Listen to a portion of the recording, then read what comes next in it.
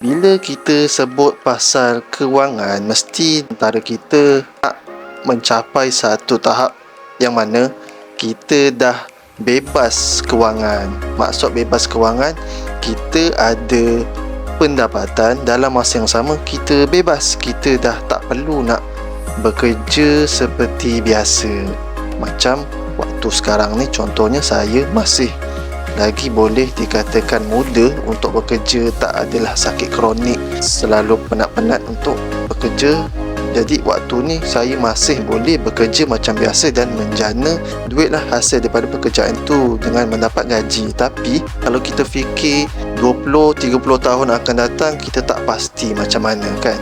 Sebab itulah adanya satu bentuk skim persaraan swasta ataupun dalam bahasa Inggerisnya Private Retirement Scheme yang telah diperkenalkan oleh Suruhanjaya Security. Adalah dia punya guideline dia yang telah digariskan oleh mereka. Dan untuk saya ni, sebenarnya saya baru tahu ada satu aplikasi nama dia Versa, yang mana dia telah menyediakan pilihan patuh syariah untuk kita buat PRS ni lah, ataupun Private Retirement Scheme. Bila saya baru tahu tu, so saya pun sekarang ni baru nak mulakan perjalanan saya pada Private Retirement Scheme ataupun skim persaraan swasta ni. Sebabnya dana yang dia tawarkan tu patuh syariah. Cuma dalam Versa ni dia ada dana untuk syarikat Affin Hwang Asset Management sahaja, ataupun disebut sebagai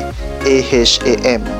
Sebenarnya ada lagi banyak syarikat-syarikat skim persaraan swasta kat luar sana. Boleh baca dalam nama web PPA, iaitu Private Pension Administrator, satu badan selia bawah Suruhanjaya Security lah untuk berkenaan tentang skim persaraan swasta ni. Cumanya kalau kita malas nak daftar dekat dalam PPA tu, nak daftar dekat Versa pun boleh juga. Cumanya Versa ni diterhad kepada AHAM lah tadi yang saya sebut, iaitu Affin Hwang Asset Management. Apa yang menarik tentang skim persaraan swasta ni? Akan memberikan kita satu kelebihan dari segi pelepasan cukai, dan kedua untuk hari tua kita lah. Macam dia untuk melengkapkan kita punya KWSP. Tetapi benda ni bukan untuk semua orang. Kalau orang tu dia macam tak ada duit lebihan untuk disimpan untuk masa akan datang, tak perlu nak melabur dalam skim persaraan swasta ni, dalam Versa ni. Lebih baik utamakan apa yang kita perlukan sekarang, berbanding akan datang kita tak tahu macam mana.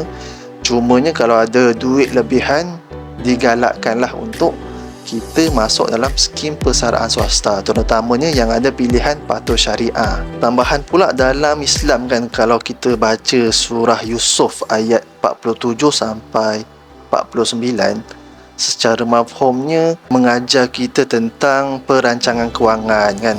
Disebut dalam tu 7 tahun untuk simpan, 7 tahun untuk menuai, macam itulah secara mafhumnya. Boleh rujuk pada asatizah dekat luar sana. Ada persoalan, contohnya macam kenapa Versa, kenapa tak biar saja duit kita dalam KWSP? Sebenarnya boleh je biarkan dalam KWSP, sebab mungkin kita rasa dalam KWSP tu tak cukup untuk kita punya unjuran pada waktu usia tua. Mungkin kalau kita dah buat kira-kira apa semua, benda ni kita kena kira-kira lah, kena buat research sendiri, kena baca-baca semua. Tu baru satu sudut. Satu sudut lain, kita kena pilih dana yang kita nak masuk ni, syarikat pengurusan yang sediakan dana-dana ni, kita nak masuk kat mana.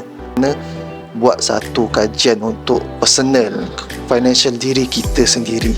Contoh-contoh syarikat yang sediakan dana-dana ni semua macam AHAM Capital, AIA, AM Invest, Hong Leong Asset Management, Kenanga, Manulife, Principal, Public Mutual, RHB mendapat mandat oleh kerajaan ataupun Suruhanjaya Security untuk buat skim persaraan swasta.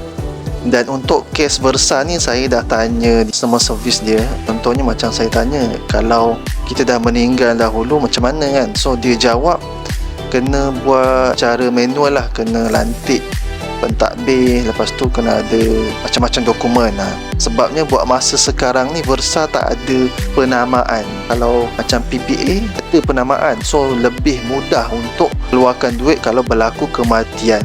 Tapi Versa ni buat masa sekarang tak ada. Versa ni juga dia ada pilihan untuk kita menyimpan dan juga untuk melabur dan juga untuk persaraan. Cumanya saya tak minat untuk pilihan dia iaitu save invest tu, saya tak minat. Saya lebih meminat untuk retirement sebab invest tu saya dah invest kat tempat lain. Contohnya macam Wahid, saya ada masuk dalam Wahid dan pulangannya agak memberangsangkan.